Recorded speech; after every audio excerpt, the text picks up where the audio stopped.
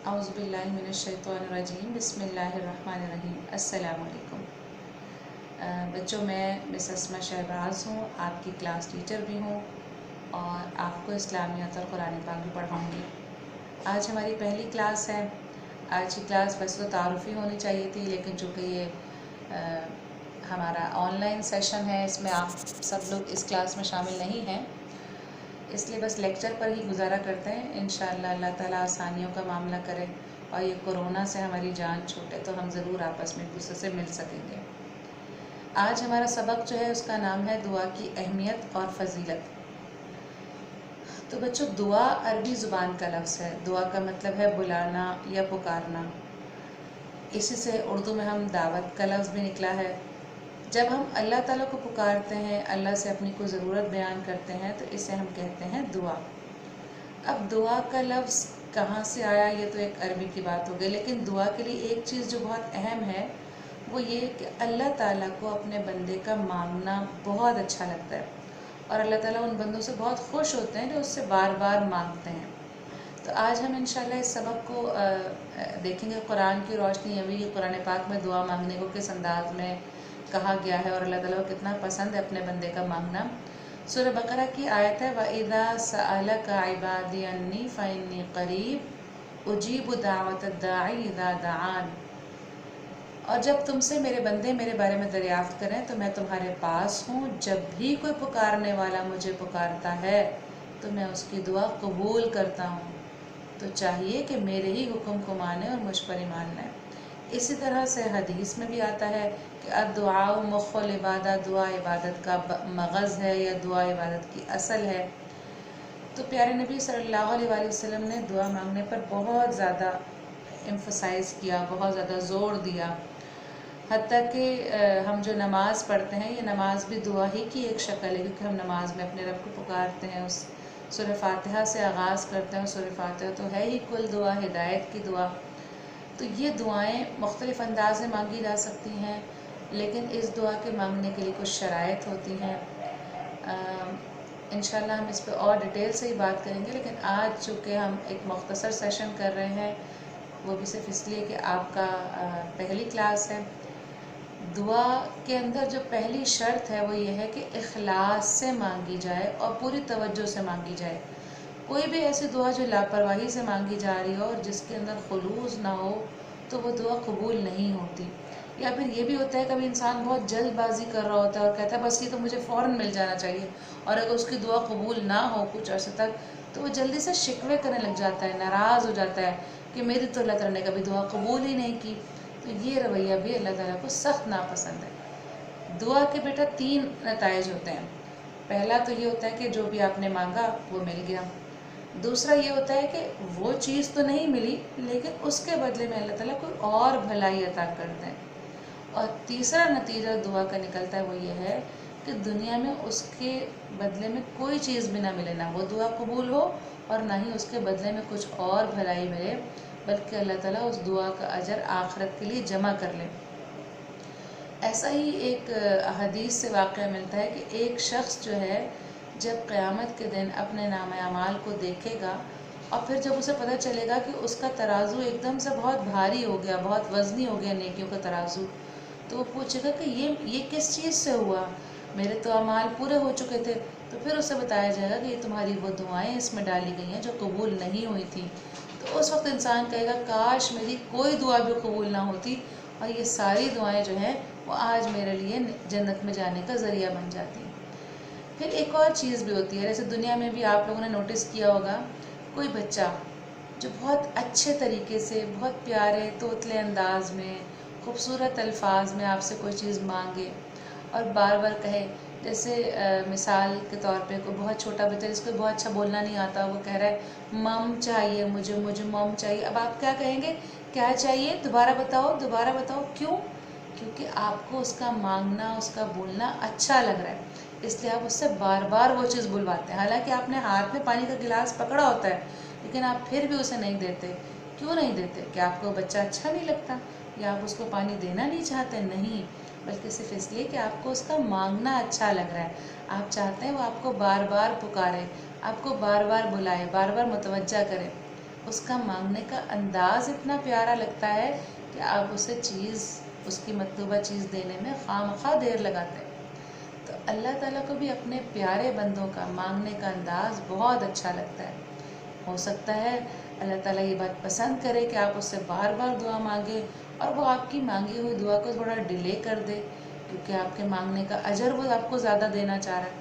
اور ایسے ہی دنیا میں ہم یہ بھی دیکھتے ہیں نا، کسی شخص کے مانگنے کا انداز بہت برا لگ رہا ہوتا ہے تو ہم سوچتے ہیں کہ بھئی اس کو تو دے کے جلدی سے فارغ کر دو، بس اس کو زیادہ، بس تم میرے سامنے سے جاؤ، دو بھائی جو چیز تمہیں چاہیے لے لو اور جاؤ یہاں سے۔ تو اسی طرح اگر کوئی شخص بہت ناپسندیدہ، اللہ نہ کرے ایسا ہو، یہ صرف ایک اندازے کی بات ہے کہ اگر کوئی شخص یہ سمجھے کہ میری تو ہر دعا فوراً قبول ہو جاتی ہے تو اس کا مطلب ہے کہ میں اللہ کا بہت چہیتا ہوں، تو یہ کوئی اس بات کی گارنٹی نہیں ہے کہ جن کی دعائیں بہت زیادہ قبول ہوتی ہیں وہ اللہ کے بہت چہیتے ہوں۔ یہ تو بس اللہ ہی جانتے ہیں کہ دعا قبول کرنا نہ کرنا، کون سا فرد اللہ کا پسندیدہ ہے اور کون سا نہیں، یہ سارے فیصلے تو قیامت کے دن جا کر ہوں گے۔ اچھا، پھر ایک اور مثال میں آپ کو دینا چاہتی ہوں دعا کی قبولیت کے حوالے سے۔ کبھی کبھی ایسا ہوتا ہے ہم بہت عرصہ کہتے رہتے ہیں اللہ تعالیٰ ہمیں یہ چیز چاہیے، وہ چیز چاہیے، کچھ بھی، اور وہ دعا قبول نہیں ہوتی، اور ہم تو کہتے ہیں بھئی کیا فائدہ، اتنے عرصے سے ہم دعا مانگ رہے ہیں، دعا تو قبول ہی نہیں ہو رہی۔ تو ایک شخص تھا جو نابینا تھا، کسی مسجد میں بیٹھتا تھا اور روز دعا مانگتا تھا۔ ایک دفعہ وہاں سے کسی بادشاہ گزر ہوا تو بادشاہ نے اس سے پوچھا کہ تمہیں کیا مسئلہ ہے، تم یہاں کیوں بیٹھے ہو؟ تو کہنے لگا جی میں نابینا ہوں اور میں روزانہ اس مسجد میں آ کے اللہ سے دعا کرتا ہوں کہ اللہ تعالیٰ آپ میری آنکھوں کی بینائی مجھے واپس لوٹا دیجیے۔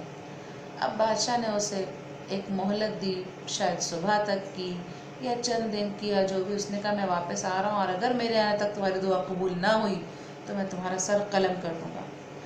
اب اس شخص نے جو یہ دیکھا کہ میری تو جان پہ بن آئی ہے، اگر میری آنکھیں نہ ٹھیک ہوئیں تو آنکھیں تو پہلے ہی نہیں ہیں، جان بھی چلی جائے گی، تب اس نے اس رات اتنی گڑ گڑا کے دعا مانگی کہ اللہ تعالیٰ نے اس کی بینائی واقعتاً واپس کر دی۔ یعنی پہلے اس دعا میں خلوص نہیں تھا اور اب اس دعا میں خلوص شامل ہوا تو اللہ نے اس کی دعا قبول کر لی۔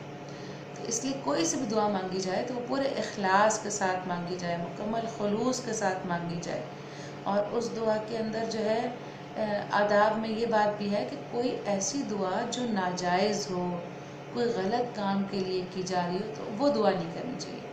دعا ہمیشہ اچھے جائز کاموں کے لیے، اللہ کے پسندیدہ کاموں کے لیے دعا کرنی چاہیے، گناہ کے کاموں کے لیے دعا نہیں کرنی چاہیے۔ جیسے اگر کوئی چور اگر چوری کرنے جا رہا ہو، وہ یہ کہے کہ یا اللہ میرے لیے چوری آسان کر دے، تو ظاہر سی بات ہے کہ غلط ہو جائے گا۔ یا کوئی بچہ اگر چیٹنگ کر رہا ہو، وہ یہ سوچے کہ اللہ تعالیٰ مس مجھے نہ دیکھے میں کیا کر رہا ہوں، تو یہ ظاہر سی بات ہے کہ اللہ کو یہ چیز اچھی نہیں لگتی ہے۔ پھر ایک چیز اور بھی اس میں شامل ہے کہ دعا صرف اور صرف اللہ سے ہی مانگنی چاہیے۔ اللہ کے علاوہ اور کوئی ہستی ایسی نہیں ہے جو ہماری کوئی ضرورت پوری کر سکے، ہماری کوئی خواہش پوری کر سکے، ہماری کوئی حاجت پوری کر سکے۔ حاجت روائی، مشکل کشائی، ہر اختیار صرف اور صرف اللہ کے پاس ہے۔ اگر اللہ کے علاوہ کسی بھی اور ہستی کو ہم یہ اسٹیٹس دیتے ہیں تو یہ اللہ کی ناراضگی کا باعث ہے۔ ٹھیک ہے جی۔ اچھا، پھر اس کے بعد ایک بات اور کہ نماز میں مانگی گئی دعا اللہ تعالیٰ کو بہت اچھی لگتی ہے۔ جیسے ہم اتحیات میں دعا مانگتے ہیں، اتحیات تو چلے خیر آخر میں ہوتی ہے، سورہ فاتحہ سے آغاز ہو جاتا ہے دعاؤں کا، اور پھر اس کے بعد اتحیات میں ہم دعا مانگتے ہیں۔ مختلف دعائیں آپ نے پڑھی ہوں گی اور یاد بھی کی ہوں گی، رب اجعلنی مقیم الصلاۃ ومن ذریتی، ربنا وتقبل دعا، اور بھی بہت ساری مانگی جا سکتی ہیں، اس میں کوئی لمیٹیشن نہیں ہے۔ تو یہ ایک اہم بات ہے کہ وہ دعا جو نماز کے دوران مانگی جاتی ہے وہ زیادہ قبول ہوتی ہے۔ جیسے رکوع سے اٹھنے کے بعد کا جو لمحہ ہے اس میں دعا قبول ہوتی ہے، اور اقامت کے بعد نماز شروع ہونے اور اقامت کے بعد ان کے درمیان کا جو وقفہ ہے اس میں دعا قبول ہوتی ہے۔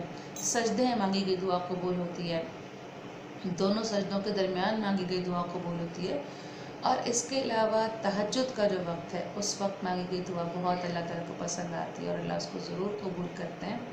بلکہ احادیث سے یہ بھی ملتا ہے کہ اللہ تعالیٰ جو سحری کا وقت ہوتا ہے، جو تہجد کا وقت ہوتا ہے، اس وقت 7ویں آسمان پر آ جاتے ہیں، یعنی وہ آسمان جو دنیا کے بہت قریب ہے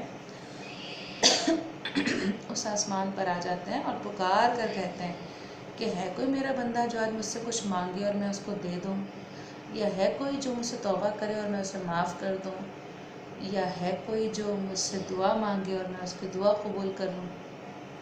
تو اس وقت اللہ تعالیٰ خود پکار کر کہتے ہیں، اور اگر اللہ کی پکار پر کوئی بندہ لبیک کہہ دے اور اللہ سے اس وقت کچھ مانگ لے، اپنی کوئی ضرورت اللہ کے سامنے پیش کر دے، تو وہ اللہ تعالیٰ بہت جلدی قبول کر لیتے ہیں۔ اس لیے اگر کسی کو کوئی چیز چاہیے اور وہ تہجد میں نہیں مانگ رہا، تو اس کا مطلب ہے کہ اس کو نہیں چاہیے۔ ٹھیک ہے، ایک اور واقعہ میں آپ کو سنانا چاہ رہی ہوں آج کے سبق میں، اور اس کے بعد پھر انشاءاللہ اگلے لیسن میں اس سبق کو اور آگے بڑھایا جائے گا۔ یہ آخری بات ہوگی آج کی۔ مجھے ایگزیکٹ ڈیٹس یاد نہیں آ رہی ہیں ابھی، انشاءاللہ موقع ملا تو میں آپ کو حوالے کے ساتھ بات کر دوں گی۔ لاہور کے کوئی صاحب تھے، ان کے بیٹے کی شادی